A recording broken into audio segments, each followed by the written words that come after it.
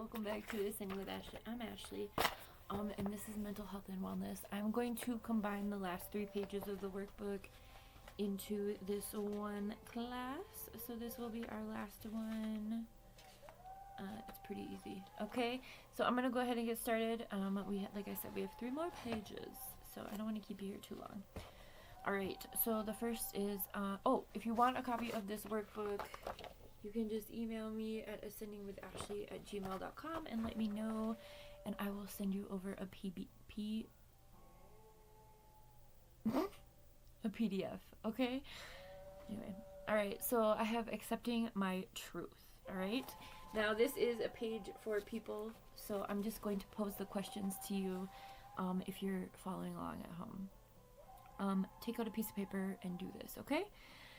All right, accepting my truth. This is my truth. I accept it. I would like to see changes and solutions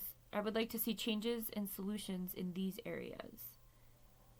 And this is my plan of action. So when we're talking about mental health and wellness, we've talked about mental, emotional, physical, environmental health and the obligations. We talked about the systems that we live in and our obligations and demands for this course.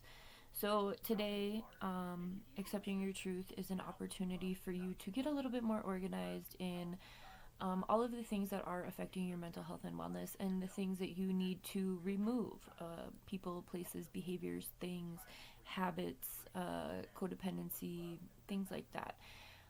If you need support in those areas, I do have a playlist called Collective Convos, and that's a playlist that we talk about some of the more stigmatized or taboo topics that literally everybody goes through, but we just don't talk about because of societal pressure and tradition, okay?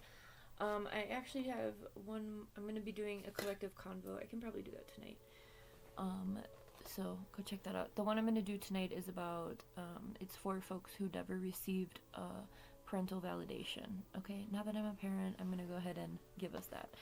So anyway, take out a piece of paper or however you like to keep track of things, notepad, whatever. I would like to see these changes in these areas of my life. These are the solutions that I see for these things, right? So I want to do this. How can I get there? Which brings me to, this is my plan of action, and finding my balance is next. So I'm going to go ahead and read this. Releasing old habits and starting healthier habits takes 21 days, so 3 weeks. That's only 3 weeks of dedication and mind over matter to make big lifestyle changes. What old habits would you like to release? What new habits would you like to replace those with? How will you hold yourself accountable? What will help you and not hinder you?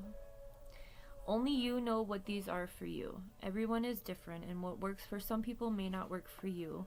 But what works for you and what works for you may not work for others.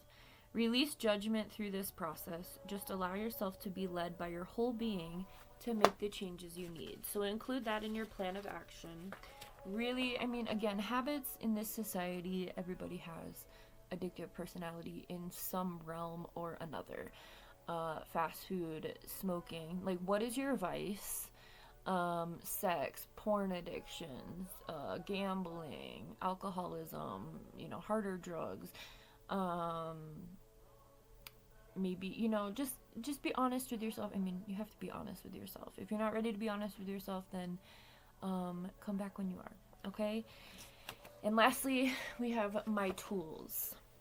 What tools do you have right now that can help you make the changes towards your whole being and wellness? Some tools can be used to support your mental health, like maybe limiting what information you receive, whatever that looks like. Do you maybe need to buy some new kitchen tools to be able to make better meals? Do you need to move daily things around to provide yourself more time for your wellness journey? Start with what you have now and accept where you are. Life is a journey, and your wellness is your best investment. So something that had been really difficult for me is discipline. And when I quit smoking, going on 2 years ago now, oh God, I love smoking. It's like killing me though, it was, so I had to quit. I'm like, I need to live longer. Anyway, so before I really sucked at doing dishes. I sucked at any little daily discipline things. I was awful. And it came a lot from my mother. My mother is also not good at daily discipline things. And so when I let her go, I was able to really implement those things. So again, think about your plan of action. Think about what needs to change. How are you going to get there? What are you going to do? I had to release a lot of people. I started recognizing when I was over giving energy and when there was no reciprocity, I cut those people out. I placed boundaries. If those boundaries continued to be crossed, then I cut them out. I'm done, right? But it took me a long time to get there, right? With smoking, I quit so many times, and but my health finally got me to a point of it's absolutely necessary that I quit, which unfortunately I'm upset and disappointed in myself that it had to take that long to get me there.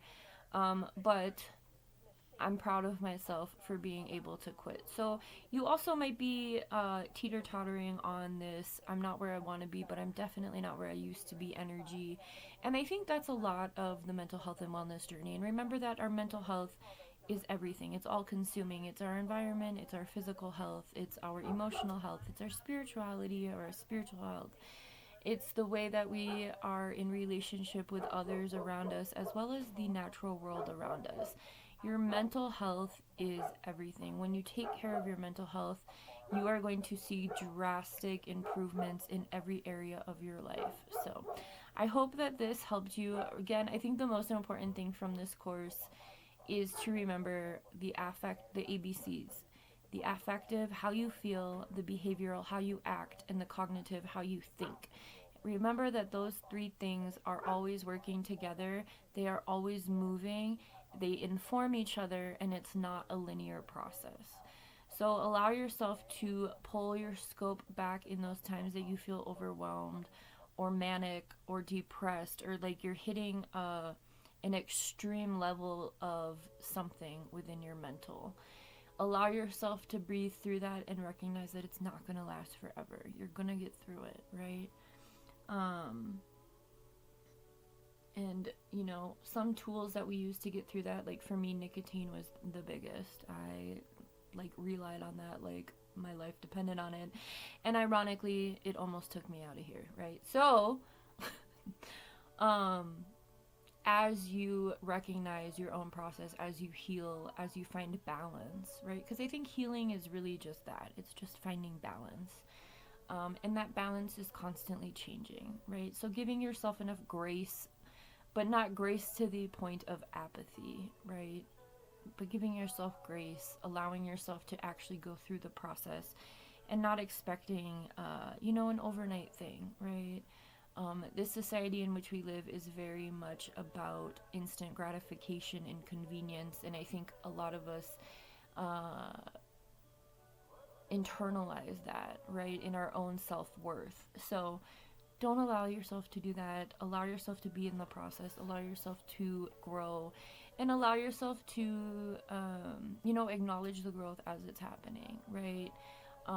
Like it's been almost 2 years for smoking. I haven't really thought about it because if I think about it, I want to do it. So, I mean, not really. I don't really want to do it, but I enjoyed smoking, right? I loved it. I don't know why. It was a good hit, okay?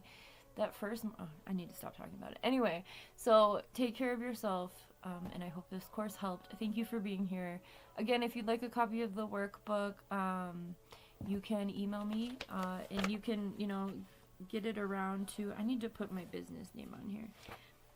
But if you'd like a copy to share with others, if you have any sort of community space or mental health, group or something like that, I would be more than happy to share things with you. Hit me up, all right? Have a good one, y'all.